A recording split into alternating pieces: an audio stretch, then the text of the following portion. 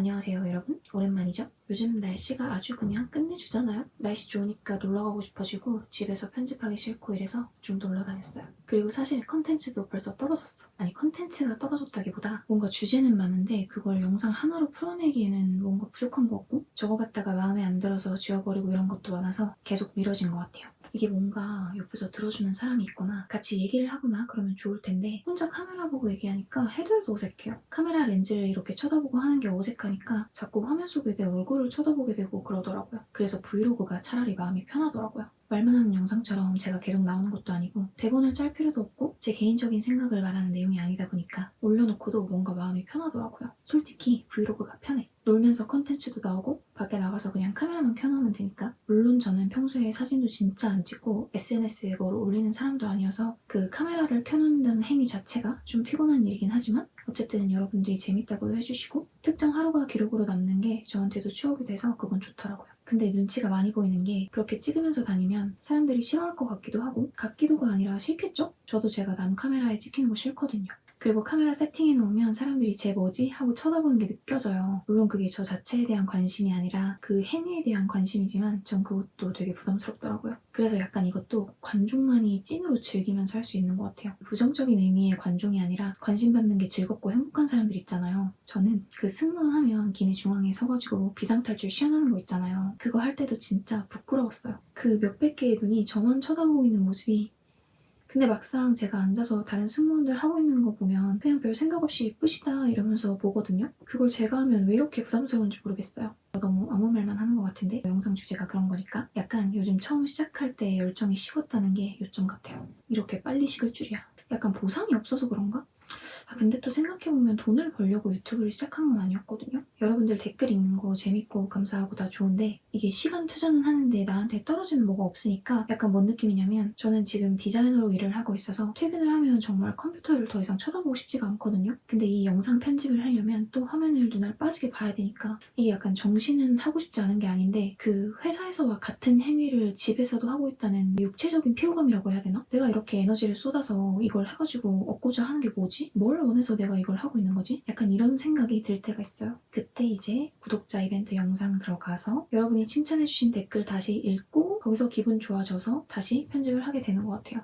할 말 떨어졌으니까 여러분들이 궁금해하셨던 Q&A 몇 개 해볼까요? 지금은 무슨 일 하시나요? 저는 원래 시각 디자인 전공이라 지금은 UX, UI 및 그래픽 디자이너로 일하고 있습니다. 2년제 학생인데 4년제 편입이 고민돼요. 이거는 요즘 우리나라 항공사 채용이 나지 않고 있어서 항공과 다니시는 분들이 주로 고민하시는 것 같더라고요. 공통적으로 드리고 싶은 말은 난 죽어도 승무원 해야 된다. 이시면 그냥 2년제 졸업하고 사회생활 경험 쌓으시는 게 좋은 것 같고 나는 승무원 아니어도 된다. 플랜 B가 있다. 하시면 4년제 추천입니다. 제가 지금 와서 정말 공감 가는 말이 하나 있는데 옛날에 어떤 승무원 한 분이 승무원은 되건 되지 못하건 플랜 B가 반드시 필요하다고 내가 승무원 그만두고 나서 뭘 할지 꼭 계획을 세워놔야 된다고 했는데 저도 그때는 왜? 나 승무원 평생 할 건데? 나 서비스직 너무 적성에 맞는데? 이러면서 흘려들었거든요. 근데 지금 떠올려보니까 저것만큼 진심 어린 조언이 없는 것 같아요. 뭔가 내 포트폴리오가 될 수 있는 그런 것들 있잖아요. 그걸 만들어두는 게 정말 중요한 것 같아요. 승무원 하시면서도 보고 느꼈던 거 열심히 기록해두시고 그걸 글이나 그림이나 영상 같은 걸로 만들어도 보시고 저도 사진 찍는 걸 안 좋아한다 그랬잖아요. 그래서 카타르 살면서 사진 찍어놓은 게 정말 없는데 지금 영상 만드는데 쓰려고 하니까 뭐가 없어. 쓸 수 있는 게 거의 없어서 좀 후회되더라고요. 지금까지 올렸던 게 거의 다예요.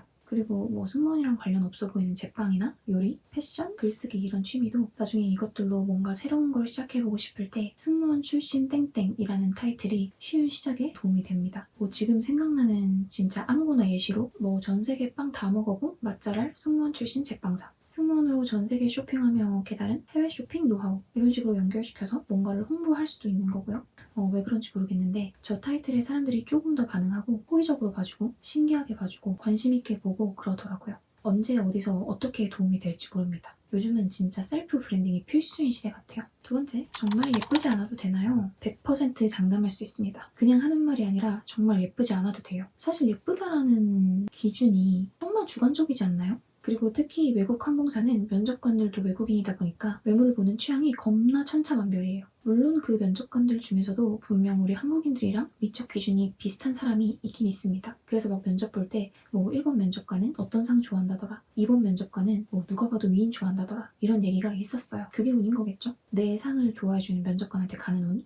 저도 이게 뭐 그분들의 외모를 평가하려고 하는 건 아니지만 지극히 개인적인 미적 기준으로 예쁘지 않은 승무원들도 많아요. 근데 유니폼 입고 어피 싹 해놓으면 어차피 다 승무원 같고 같이 비행해보면 성격이 매력 있어서 멋있어 보이는 경우도 많고 그렇습니다. 내 장점이 뭔지 잘 파악해서 그걸 면접 때 보여주는 게 중요한 것 같아요.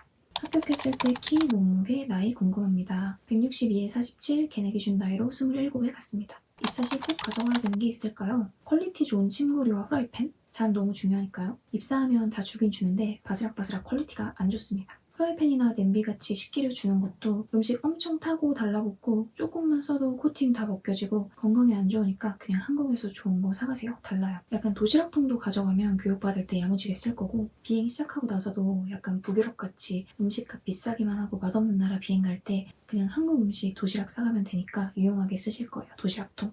그리고 저는 처음 갔을 때 에어컨 소리가 너무 시끄러워서 잠을 잘 못 잤는데 숙소 걸리는 것도 완전 아니라 좀 오래 사용된 숙소 걸리면 에어컨이 막 덜덜거리면서 소음이 엄청 크거든요. 예민하신 분들은 귀마개 가져가시면 초반에 좀 도움이 될 것 같고 근데 생각해보니까 코로나 지나가면서 오래된 곳은 다 정리했다고 들어서 지금도 그런 데가 있는지는 잘 모르겠네요. 또 즉석식품이던 엄마 반찬이던 한국 음식 최대한 많이 가져가라고 하고 싶어요.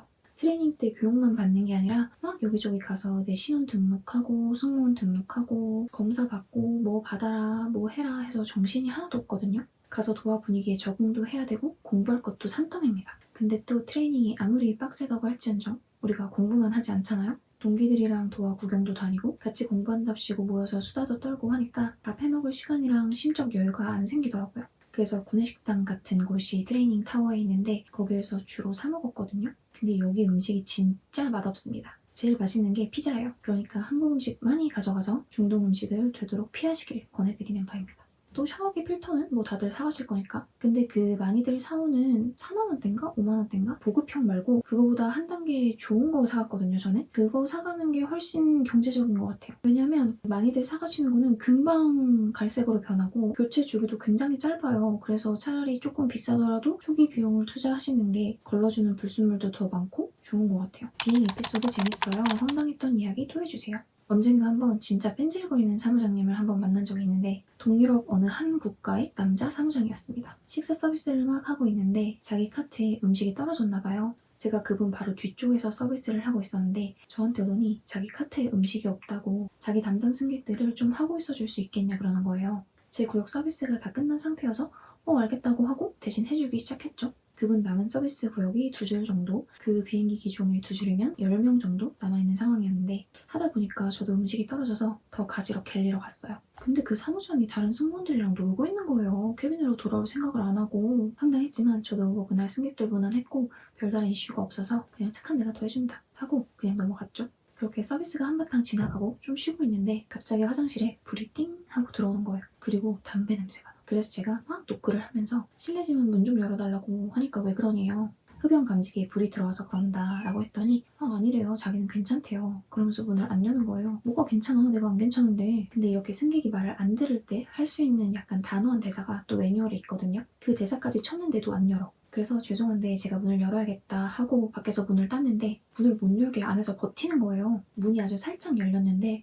안에는 막 연기가 자욱하고 바닥에 담배꽁초가 타고 있어. 급하게 휴지통에 넣으려고 했는데 잘못해서 바닥에 떨어뜨린 것 같았어요. 그래서 순간 제가 정색하면서 너 담배 핀 거냐고 그러니까 눈빛이 막 흔들리면서 아니래요. 저 담배꽁초는 원래부터 떨어져 있었대. 그래서 그 승객을 붙잡아두고 사무장님을 불러와서 상황 설명을 했어요. 얘기를 듣고는 사무장님이 알겠다, 내가 해결하겠다 해서 저는 제 할 일을 하고 그렇게 착륙을 했는데 제가 알기로는 기내에서 흡연하면 착륙하고 공항 경찰대 에 끌려가는 걸로 알고 있거든요. 결국 그 손님을 보고하면 본인 퇴근만 늦어지고 귀찮은 일이 생기니까 그 상황을 보고하지 않고 그냥 둔 감아준 거예요. 그 흡연한 손님은 운이 좋았죠. 그러고 퇴근하면서 다른 승무원들이랑 막 얘기를 하는데 제가 그때 비행기 중간 구역이었는데 그 사무장이 꼬리 쪽에 가서도 그렇게 뺀질대고 일 안 하고 무책임한 행동을 보였나 봐요. 그리고 그걸 모두가 느꼈나 봐. 모든 승무원들이 다 그분을 비난하면서 나 진짜 회사에 리포트하고 싶다고 그러더라고요. 또 다른 에피소드로, 이건 제가 겪은 일은 아닌데, 동기 방글라데시 비행에서는 어떤 손님이 갤리의 큰 일을 보고 가셨대요. 승무원들이 다 자리를 비웠을 때 거기가 넓고 아무도 없으니까 거기서, 특히 방글라데시 비행이 비행기를 처음 타보는 현지 분들이 많아서 모든 게 신기하고 그런가 봐요. 화장실 문 여는 법을 모르거나 화장실 냄새 제거용으로 놓는 향수를 기념품으로 훔쳐간다거나 변기 사용법을 몰라서 세면대에다가 소변을 보기도 하고 그랬대요. 그리고 이건 아프리카 비행에서 자주 봤는데, 아기 데리고 탑승하시는 어머님들, 기내에서 아무렇지도 않게 상의를 탈의하고 모유수유를 하십니다. 사실 이게 생각해보면 자연스러운 일인데 이 한국 문화에 익숙한 저로서는 이 모습이 꽤나 충격적이었던. 그리고 또 한 번은 유럽 비행이었는데 어떤 승객이 위스키를 계속 마셔서 잔뜩 취한 거예요. 그래서 그쪽 담당 승무원이 잠시만 기다려달라, 조금 있다가 드리겠다 하면서 다시 안 가져다 드린 거죠. 사실 이건 비밀인데, 잠시만 기다려달라고 하고 가져다 드리지 않는 것은 승무원들이 진짜 까먹어서 그런 게 아니라 취한 승객을 다루는 한 방법입니다. 최대한 술 마시는 텀을 늘리려는 거기도 하고, 기다리다가 술 기운에 그냥 잠들어 버리는 승객들도 많거든요. 그때 저 위스키 승객 담당 승무원도 저 방법을 쓰고 있었던 거죠. 근데 그 사실을 모르고 있던 제가 우연히 그 승객이 앉아있는 쪽을 지나가게 된 거죠. 그 승객도 본인이 너무 많이 요구해서 담당 승무원이 일부러 가져다 주지 않는다는 걸 알고 있었던 것 같아요. 그래서 저를 보고 쟤 처음 보는 애다, 쟤한테 달라고 하면 주겠다 라고 생각을 했겠죠. 근데 그게 아주 정확하게 맞았죠. 제가 보기엔 얼굴색도 멀쩡했고 워낙 텐션 높으신 승객들이 많은 비행이다 보니까 저도 의심 없이 위스키를 가져다 드렸는데, 그 승객이 너무 고맙다면서 제가 그 잔을 넘겨드리는 동시에 본인 손에 쥐어져 있던 현금을 저한테 넘겨주는 거예요. 근데 그 금액대가 정말 컸어요. 너무 고마워서 그런다고 받으라고. 뭔가 그게 기분도 나쁘면서 당황스러우면서 계속 거절하기도 되게 힘들었던 경험이었어요.